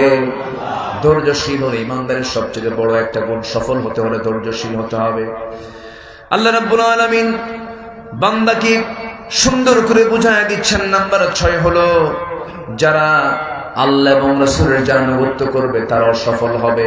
ওয়া মান ইউতি'ইল্লাহা ওয়া রাসূলাহু ফাকাদ ফাযা ফাওজান আযীমা। নাম্বার 7 হলো সৎ কাজের আদেশ দেওয়া, অসৎ কাজের বাধা দেওয়া। এই কাজটা করলে পরে বান্দা তুমি সফল হতে পারবে। ওয়ালতাকুম মিনকুম উম্মাতুন ইয়াদউনা ইলাল খায়র ওয়া ইয়া'মুরুনা বিল মা'রুফি ওয়া ইয়ানহাউনা আনিল মুনকার ওয়া উলাইকা হুমুল মুফলিহুন। জোরে বলুন আল্লাহু আকবার। সফল যদি হতে চাও, সৎ কাজের আদেশ দিবা, সৎ কাজের বাধা দিবে। আল্লাহ বলছেন এই হলো সফল। নাম্বার 8 হলো তওবা যারা করবে। তুবু ইলাল্লাহি জামিআন আইয়ুহাল মুমিনুনা লাআল্লাকুম তুফলিহুন। জোরে বলুন আল্লাহু আকবার। নাম্বার 9 হলো প্রকৃত মুমিন হওয়া। প্রকৃত মুমিনের জন্য 7টা গুণ দরকার। নাম্বার 1 হলো নামাজ পড়া। নাম্বার 2 হলো সুন্দর করে কথা বলা, অযাচিত কোনো কথা মুখ থেকে না বের করা, বেহুদা কোনো কথা না বলা। আল্লাযীনা হুম আনিল লাগযি মু'রিদুন ওয়াল্লাযীনা হুম লিয-যাকাতি ফাঈলুন। নাম্বার 3 যারা যাকাতটা ঠিকমতো আদায় করবে। নাম্বার 4 হলো আল্লাযীনা হুম লিফুরুজিহিম হাফিজুন, লজ্জাস্থান যারা হেফাজত করবে। নাম্বার 5 হলো ওয়াল্লাযীনা হুম লিআমানাতিহিম ওয়া আহদিহিম রাউন। নাম্বার 5 হলো যারা আমানতটা ঠিক রাখবে। আমানতদারিতা আছে যার, ঈমান আছে তার। আমানতদারিতা নাই যার, ঈমান নাই তার। লা ঈমান লিমান লা আমানাতা লাহ, আও কামা ক্বালা আলাইহিস সালাতু ওয়াস সালাম। রাষ্ট্রের দায়িত্ব যে পালন করবে, রাষ্ট্রের দায়িত্ব একটা বড় আমানত। বড় কি? আমানত। এই দেশে রাষ্ট্রের দায়িত্ব পালন করতে গিয়ে আমানতের খেয়ানত করেছেন এমন নেতা আছে না নাই? আসতে বলবেন না, আছে না নাই? খেয়ানতকারী কোন নেতাকে আমরা আর দেখতে চাই না। বহু দেখছি আমরা। সাইয়েদনা ওমর ফারুক রাদিয়াল্লাহু তাআলা আনহু, কালকে ইতিহাসটা পড়লাম, কালকে না পরশুদিন। সাইয়েদনা ওমর ফারুক রাদিয়াল্লাহু তাআলা আনহু তিনি বসে আছেন। তখন দেশে চরম দুর্ভিক্ষ চলছিল, সংকট চলছিল। এক গভর্নর একটা উট জব করে উটের কুজের অংশ আর কলিজের অংশ ভুনা করে সাইয়েদনা ওমর ফারুকের ইফতারের সময় তার সামনে দেওয়া হলো। তিনি রোজা ছিলেন, অভাব তো, রোজা রেখে তিনি এটা কাফার করছিলেন। সাইয়েদনা ওমর ফারুক রাদিয়াল্লাহু তাআলা আনহুর সামনে যখন একজন গভর্নর কলিজার অংশ ভুনা করে আর উটের কুজের অংশ, দামি অংশ, যেই গোশতগুলো খেলে মজা হয়, সেই গোশতগুলো যখন তার সামনে হাজির করা হলো, তিনি বললেন, গভর্নর, আমার জন্য কি খাবার নিয়ে আসছো? কলিজা নিয়ে আসছি, গোশত নিয়ে আসছি। তিনি বলছেন, এই সমস্ত খাবারগুলোকে আমার দেশের জনগণগুলো পায় নাকি না পায় না? সবাইকে এই সমস্ত খাবারগুলো খেতে পারে না, খেতে পারে না। ওমরে ফারুক বললেন, শোনো, আল্লাহর কসম করে বলি, যে খাবার জনগণ পায় না সেই খাবার ওমর কখনো খেতে পারে না। জোরে বলি সুবহানাল্লাহ। তিনি বললেন, কি আছে বলো? জৈতুনের তেল নিয়ে আসো। তেল নিয়ে আসা হলো। রুটি নিয়ে আসো। রুটি নিয়ে আসা হলো। জৈতুনের তেল, ওর মধ্যে রুটিটা ডুবায় দিয়া তেল দিয়ে শুধু রুটি খেলেন, শুকনা শুকনা করে। ওমরে ফারুক অর্ধ দুনিয়ার শাসনকর্তা, জোরে বলি আল্লাহু আকবার। যার ব্যাপারে ভারতের শ্রী মহাত্মা গান্ধী বলেছিলেন, অশান্ত পৃথিবীকে শান্ত করার জন্য একটা ওমর দারুণ দরকার। একটা হিন্দু ভদ্রলোক মুসলমানদের খলিফার প্রশংসা করে, আর আমার দেশের নাস্তিক কুলাঙ্গারেরা রাসূলকে নিয়ে বাজে কথা বলে। এগুলো নিয়ে কথা বলে আবার বলে কি জানেন, আমার কোনো দোষ নাই, তা আমি আমিন কই না। এক সিদ্দিক আছে, কোন জনের সিদ্দিক?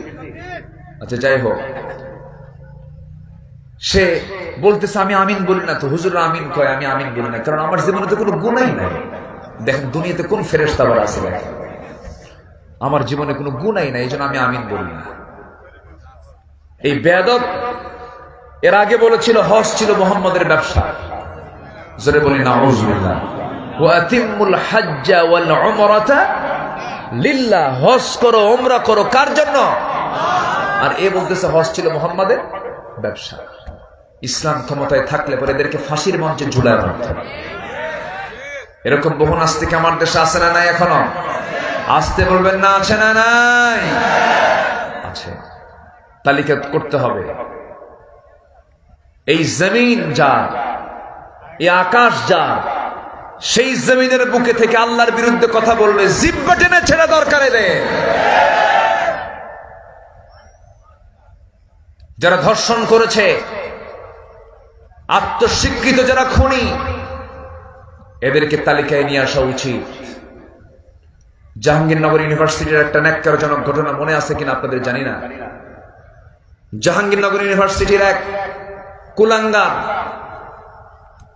তার নাম মানিক, সে 100টা মেয়ের জীবন নষ্ট করে, ধর্ষণ করে, ক্যাম্পাসে সাংবাদিকদের ডাক দিয়ে সে মিষ্টি বিতরণ করে বলেছিল, আজকে আমার 100টা ধর্ষণ উদযাপন হচ্ছে। সে এখনো বেঁচে আছে, বিচার কিন্তু হয়নি।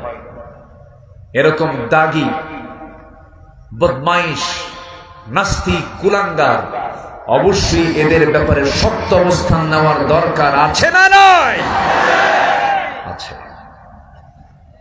আল্লাহ তুমি একটি উত্তম পরিবেশ আমাদেরকে উপহার দিয়ে দাও। জোরে বলি আমিন। আরো জোরে আমিন। সবাই ফজর পড়বো তো নাকি? কারা কারা ফজর পড়বেন একটু হাত তুলে দেখান দেখি। জোরে বলি ইয়া আল্লাহ। আরো জোরে ইয়া আল্লাহ। আমাদেরকে ফজর, জোহর, আসর, মাগরিব, ইশা 5 ওয়াক্ত সালাত আদায় করার তৌফিক তুমি আল্লাহ দিয়ে দাও। জোরে বলি আমিন। আরো জোরে আমিন। আরো জোরে আমিন। এই মাহফিল 17 বছর বয়স, আল্লাহ কবুল করুন। জোরে বলি আমিন। আগামীকাল শেষ রজনী আমার স্নেহধন্য, আমার অনুজ মাওলানা সাদিকুর রহমান আজহারি হাফিজাহুল্লাহ, তিনি আসবেন আগামীকাল। সবাই আসবেন না? আজকে সকালে আমার শামীম বিন সাইদ, আমার শ্রদ্ধাভাজন, তার সঙ্গে কথা হয়েছে, তিনিও কালকে আসবেন। সবাই আসবেন না ইনশাআল্লাহ? সবাই আসবেন তো? জি, আল্লাহ তুমি সবাইকে আসার তৌফিক দিয়ে দাও। জোরে বলি আল্লাহুম্মা আমিন। একজন ভাইয়ের ইন্তেকাল হয়েছে না, কি নাম যেন তার? আমিরুজ্জামান অলি ভাই। জি, এই মাহফিলের একজন সদস্য, এই পরিষদের একজন সদস্য। আল্লাহ তুমি তার কবরটাকে জান্নাতের নূর দিয়ে মুনাফফার করে দাও। আমি কথা আর বাড়াবো না, আগামীকাল শেষ রজনী, আগে ভাগে চলে আসবেন সবাই। যতটুকু আজকে হয়েছে বলে ফেলি আলহামদুলিল্লাহ। জোরে বলি আলহামদুলিল্লাহ। সবাই নামাজের মতো করে বসে। হ্যাঁ, ও আগামীকালকে মহিলা সমাবেশ আছে। মেয়েদের কি দিন জানার, দিন বোঝার কি দরকার আছে না? আচ্ছা, আগামীকালকে সেই মহিলা সমাবেশ হবে। আব্দুল্লাহ আমিন সেই সমাবেশে কথা বলবে, চিনেন তো নাকি? আচ্ছা, আপনার মেয়ে, আপনার মা, আপনার স্ত্রী, আপনার পরিবারকে পাঠিয়ে দিবেন পর্দার নিয়ম রক্ষা করে। আগামীকালকে তাদের উদ্দেশ্যে কিছু কথা বলবো। জোরে বলি ইনশাআল্লাহ। এই আশাবাদ কামনা করছি। আমরা এখন আর কথা না বাড়িয়ে যতটুকু হয়েছে আমরা এখন দোয়ার দিকে যাব। যতটুকু শুনেছি আমরা আমল করবো তো নাকি ইনশাআল্লাহ? যুবকদেরকে কিছু দায়িত্ব দিয়েছি, মনে আছে? হ্যাঁ, আল্লাহ তুমি সবাইকে এই সমস্ত দায়িত্বগুলো বুঝে পালন করার তৌফিক দিয়ে দাও। জোরে বলি আমিন।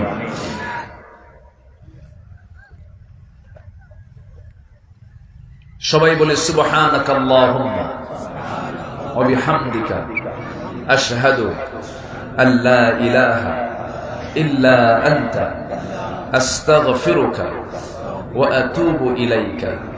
চিৎকার মেরে বলি, ইয়া আল্লাহ, আমার জীবনে সগীরা কবীরা, সগীরা কবীরা, ছোট বড় সব গুনাহ তুমি আল্লাহ মাফ করে দাও।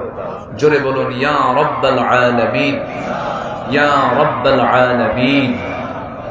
জি, আমি সবার কাছে দোয়া চাই। সবাইকে আমার জন্য দোয়া করবেন।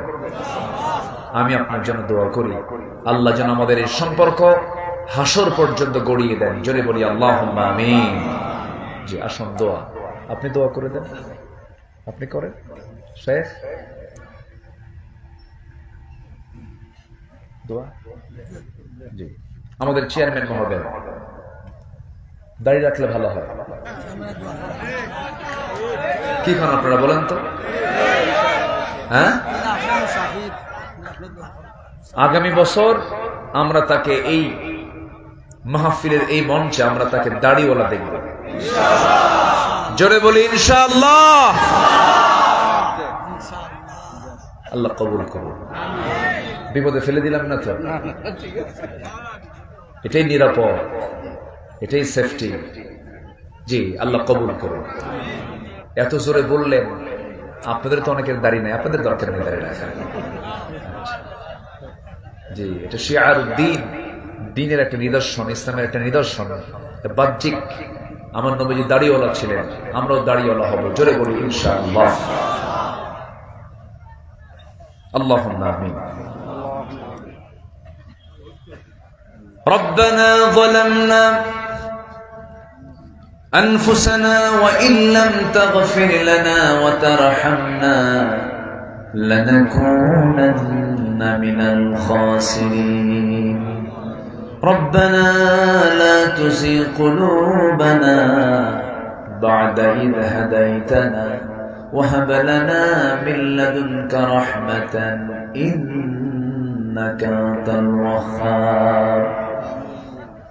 আয় আল্লাহ তাআলা, হাজারো মুসলমান নরনারী নিয়ে তোমার কালামে দু তিনটা আয়াতকে সামনে রেখে সফল হওয়ার জন্য কি কি গুণাবলী দরকার তোমার শেখানো পদ্ধতিগুলো আলোচনা করার চেষ্টা করেছি। শেষান্তে সে তোমার শাহী দরবারে কাঙ্গাল ফিকারির মতো দুটো হাত পেতেছি। আল্লাহ, গুনার দিকে নজর দিও না, বান্দা মনে করে তামাম জিন্দেগীর সমস্ত গুনাহগুলোকে মাফ করে দাও। জনম দুঃখিনী মা যার বিদায় নিয়েছেন, জিন্দেগীর গুনাহগুলো মাফ করো, কবরগুলোকে জান্নাতের টুকরা বানায়া দাও। আব্বা আম্মার জন্য কি দোয়া তাও তুমি আল্লাহ শিখায় দিয়েছো। আওয়াজ দিয়ে হাতটা একটু উঁচু করে চোখটা বন্ধ করে আব্বা আম্মার শেখানো সে আল্লাহর দোয়াটা আমরা জোরে সোরে বলি, রব্বিরহামহুমা কামা রব্বায়ানি সগীরা। সবাই বলুন, রব্বিরহামহুমা কামা রব্বায়ানি সগীরা। অনেক ভাই আছেন নিজের মাকে নিজের হাতে দাফন করেছে, নিজের হাতে নিজের বাপকে দাফন করেছে, নিজের মার লাশ নিজের পিঠে বহন করে কবর পর্যন্ত নিয়ে চলে গেছে। আল্লাহ তোমার কাছে ফরিয়াদ করি, সে আব্বা আম্মা যারা চলে গেল রে, জিন্দেগীর গুনাহগুলো মাফ করো, কবরগুলোকে জান্নাতের বাগিচা বানায়া দাও। আব্বা আম্মার জন্য আরেকটা দোয়া করি, যাদের আব্বা আম্মা বেঁচে আছেন তাদের প্রতি খাস রহমত নাযিল করো, তাদেরকে খেদমত করার তৌফিক তুমি আমাদের সবাইকে দিয়ে দাও। আয় আল্লাহ তাআলা, বিশেষ করে মাহফিলটার আয়োজন করলেন যারা, কষ্ট করে আসলেন যারা, বিনিময়ে কিয়ামতের কঠিন ময়দান যেদিন কেউ কাউকে চিনবে না, এমনকি মা সন্তানকে পর্যন্ত স্বীকার করে বসবে, যেদিন মানুষ কাঁদতে কাঁদতে চোখের পানিগুলো পড়ে যাবে, চোখ থেকে রক্ত বের হওয়া শুরু হয়ে যাবে, সেই কঠিন মুসিবতের দিন এ মাহফিল সবার জন্য নাজাতের মাধ্যম তুমি আল্লাহ বানায়া দিও। আয় আল্লাহ তাআলা, এই মাহফিলে শুরু থেকে নাজ পর্যন্ত যারা সদস্য ছিলেন, হয়তো অনেকেই দুনিয়া থেকে বিদায় নিয়েছেন, কবরের সমস্ত আযাবকে মাফ করে দাও, কবরগুলোকে জান্নাতের বাগিচা বানায়া দাও। আশপাশে কত মাইয়াত শুয়ে আছেন, সকল কবরবাসীর জন্য দোয়া করি, যারা দুনিয়া থেকে ঈমানি হালাতে বিদায় নিয়েছেন, কবরগুলোকে জান্নাতের টুকরা বানায়া দাও। আমার ডানে বামে সামনে পেছনে আড়ালে যত ভাই বোন মা বোন হাত তুলেছেন, যার যা চাওয়া তুমি আল্লাহ পাওয়া করে দিও। আয় আল্লাহ তাআলা, হেলাল ভাইকে কবুল করে নাও। এরপরে আমার প্রিয় ভাই, অনেকের নাম আমার জানা নাই, আয় আল্লাহ তাআলা মাহফিলটার সঙ্গে সম্পৃক্ত যত ভাই আছেন, যাদের অবদান মেহেরবানি করে সবার সকল শ্রমকে তুমি আল্লাহ দয়া করে কবুল আর মঞ্জুর করে নাও। আয় আল্লাহ তাআলা, সাজ্জাদ ভাইকে কবুল করো, বকুল ভাইকে কবুল করে নাও, মোবিল ভাইকে কবুল করে নাও। সবার নাম তোমার জানা নাই আল্লাহ, মেহেরবানি করে তুমি অন্তরের খবর রাখো আল্লাহ। এখানে কত লোক হাত তুলেছেন, সবার নাম তোমার জানা নাই, মেহেরবানি করে তোমার কাছে ফরিয়াদ করে তোমার পছন্দের বান্দার কাতারে সবাইকে তুমি আল্লাহ শামিল করে নাও। আয় আল্লাহ তাআলা, এই দুনিয়াতে আসার তো সিরিয়াল ছিল, যাওয়ার তো কোনো সিরিয়াল নাই, কোন দিন দুনিয়া থেকে বিদায় হব জানি না, মরতে যখন হবে তুমি আল্লাহ শহীদ মওত কপালে জুটাইয়া দিও। এই জমিনে তোমার দিন কায়েমের সংগ্রাম করতে গিয়ে রক্ত ঝরাইছে যারা, অঙ্গহানি হয়েছে যারা, হায় আল্লাহ তাআলা ফাঁসির মঞ্চে চলেছেন অনেকে, তোমার কাছে ফরিয়াদ করি তাদের শাহাদাতকে কবুল করো, তাদের শাহাদাতকে তুমি আল্লাহ দয়া করে কবুল আর মঞ্জুর করে নাও। আয় আল্লাহ তাআলা, কোন দিন দুনিয়া থেকে বিদায় নেব জানি না, মালাকুল মউত কোন দিন আসবে জানি না, তবে যেদিন মরে যাব রে, টান মেরে ঘর থেকে বের করে দেবে, জীবনের শেষ গোসলটা হয়ে যাবে, মরামুখ সব দেখে দেখে চলে যাবে, আমাকে টেনে হেঁচড়ে কবরের দিকে নিয়ে চলে যাবে, কবরের শোয়া দেবে রে, 24 ঘন্টা যাবে না, মাথার চুলগুলো খসে খসে পড়বে, 3 দিন যাবে না, চামড়াগুলো গলে গলে পোকার পেটের খাবার হবে, মাত্র 7টা দিন পেটের নাড়িভুড়ি সব চোখ মুখ কান নাক দিয়ে বের হওয়া শুরু হয়ে যাবে, মাত্র 3টা মাসের ব্যবধান। কবর খনন করে যদি দেখা হয় কয়েকটা হাড় ছাড়া কিচ্ছু খুঁজে পাওয়া যাবে না রে। সেই অন্তিম সময় যখন চলে আসবে, জবানে জারি করে দিও লা ইলাহা ইল্লাল্লাহু মুহাম্মাদুর রাসূলুল্লাহ। আসসালামু আলাইকুম ওয়া রাহমাতুল্লাহি ওয়া বারাকাতুহু।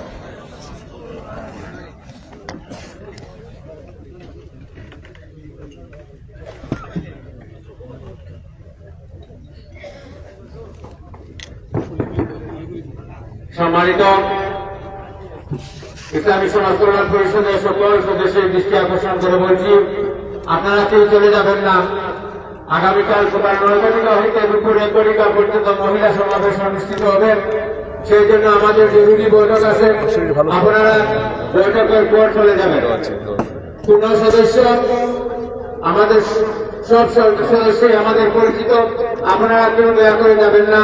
আগামীকাল যে সকাল 9টা হইতে দুপুর 1টা পর্যন্ত মহিলা সমাবেশ হবে, সেই মহিলা সমাবেশের গুরুত্বপূর্ণ আলোচনা হবে, পরামর্শ হবে, তারপরে আপনারা নিজ নিজ বাড়িতে চলে যাবেন ইনশাআল্লাহ।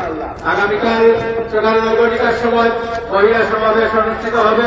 মহিলা সমাবেশের প্রধান অতিথি হিসাবে মহাগ্রন্থ আল কোরআন থেকে তাফসীর পেশ করবেন আমাদের আজকের প্রধান অতিথি হযরতুল আল্লাহ হযরত মাওলানা আব্দুল কারি সাহেব ঢাকা, কারি আব্দুল্লাহ আলামী সাহেব ঢাকা।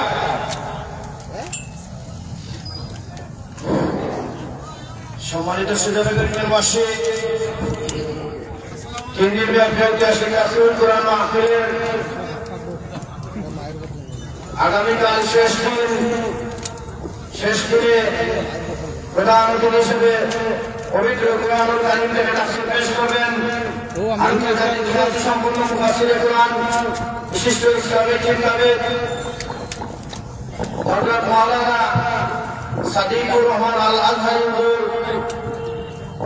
এবং বিশেষ অতিথি হিসেবে পবিত্র কোরআনুল কারীম থেকে তাফসীর পেশ করবেন। লাইভটা সবাই শেয়ার করুন। ইসলামিক গবেষণা মনে লিখছে বিশ্বরঞ্জিত মুফাসসিরে কোরআন শহীদ আল্লামা দেওয়ান হোসেন সাঈদী সাহেবের সুযোগ্য উত্তরসূরি শায়েখ আলহাজ শামীম বিন সাঈদী সাহেব এবং বিশেষ অতিথি হিসেবে পবিত্র কোরআনুল কারীম থেকে তাফসীর পেশ করবেন বিশিষ্ট ইসলামী চিন্তাবিদ বৃহত্তর সিলেটের কৃতি সন্তান জনাব হযরত মাওলানা মাহমুদুর রহমান দেওয়ান সাহেব ছিলেন। ঠিক আছে,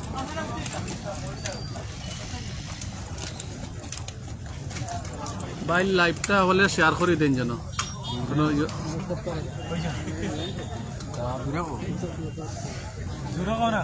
শুনা যায় বইতে শুনা যায় তো ওয়াচিং আসুন দেখা যায় 80 জন মানুষ তাহলে 2-3 বার করে শেয়ার করবা আল্লাহর হাওলা শুনি লাগছে আইতনা এটা বুমবাম লই আইও না বুমবাম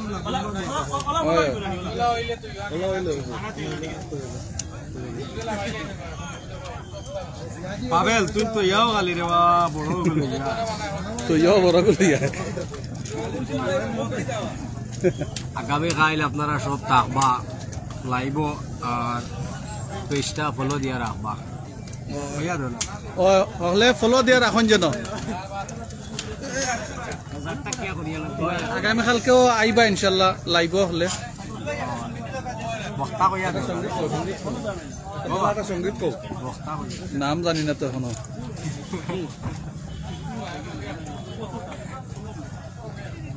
এখনো চালা লাইভ কিয়ামত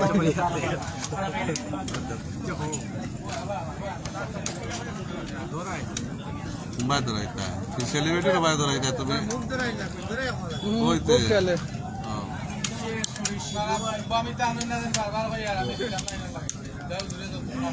अस्सलाम वालेकुम वरहमतुल्लाहि वबरकातुहू।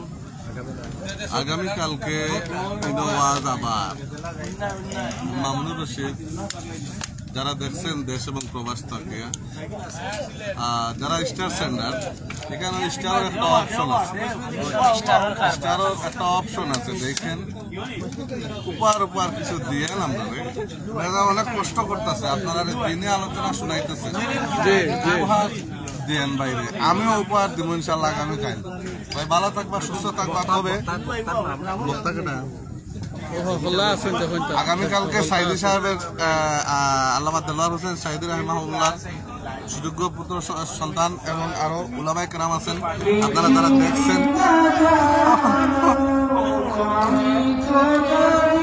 আমি না ও হে নেন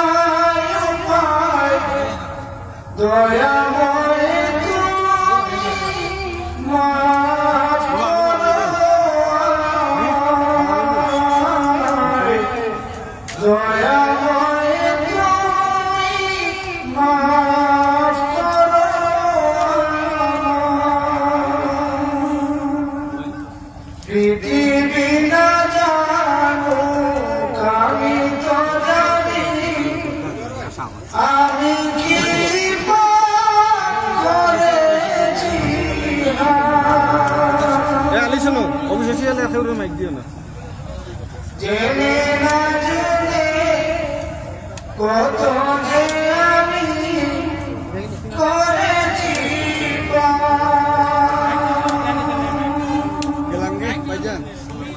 জেনে না জেনে কত যে আমি করেছি কতবার যে করেছি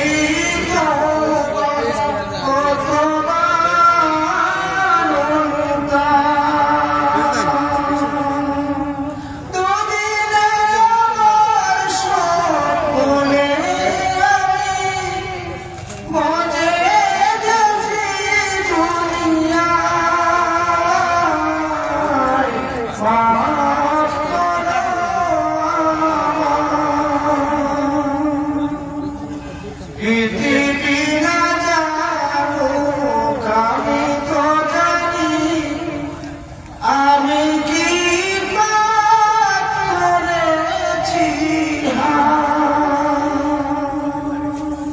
পৃথিবী না জানুক আমি তো জানি আমি কি করেছি সবাই শেয়ার করুন, ধন্যবাদ।